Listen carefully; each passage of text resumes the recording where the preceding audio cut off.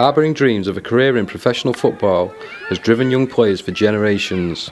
From those first tentative kickabouts on the local park to signing for their first junior club, as the talent grows, so too does the dream. What do you want to be when you grow up? Professional football player. Professional footballer for Man United. Yet for so many Cornish players, it's a dream that forever remains unfulfilled. Disappointingly, Cornwall's contribution to the pro ranks is pitiful. Producing less than 20 professional players in over 100 years points to the fact that something isn't quite right in the land of rugby and surf. I spoke to Andy Graham, coach of the successful Ludgvan Lions youth teams, about the hurdles facing young footballers in the area.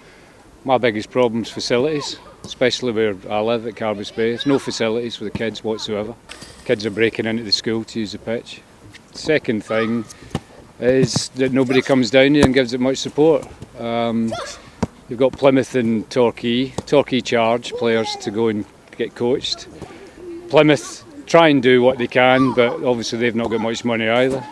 And any big club won't come to down south because they've got, pick of 50,000 kids in Manchester. Why would they come to Cornwall? One theory is that the biggest problem facing Cornish players is simply location. Is the Southwest even on the radar of the scouting network? Austin Spate, director of Curva Coaching and former coach at Tottenham, West Ham and Blackburn, told me. You look at where the population is: Manchester, London, Birmingham, Glasgow, maybe Dublin. So a lot of kids that are out in the sticks get missed. Nigel Martin was famously spotted by a holidaying Bristol Rovers tea lady, but most Cornish youngsters won't be blessed with that sort of luck.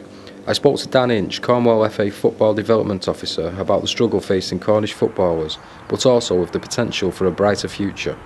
The main obstacles within Cornwall area, as we haven't got a professional club in the area, would be the distance travelled to receive the highest level coaching at a professional club.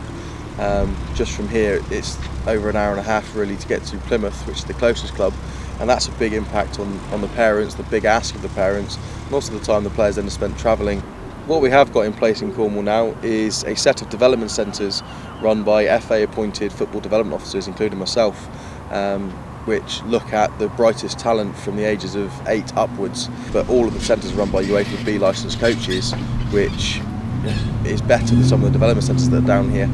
So it's just trying to get that push forward. But with everything we've got in place now, it's going from strength to strength. So that the talent's here, it just needs to be exposed to a higher level of competition on a regular basis.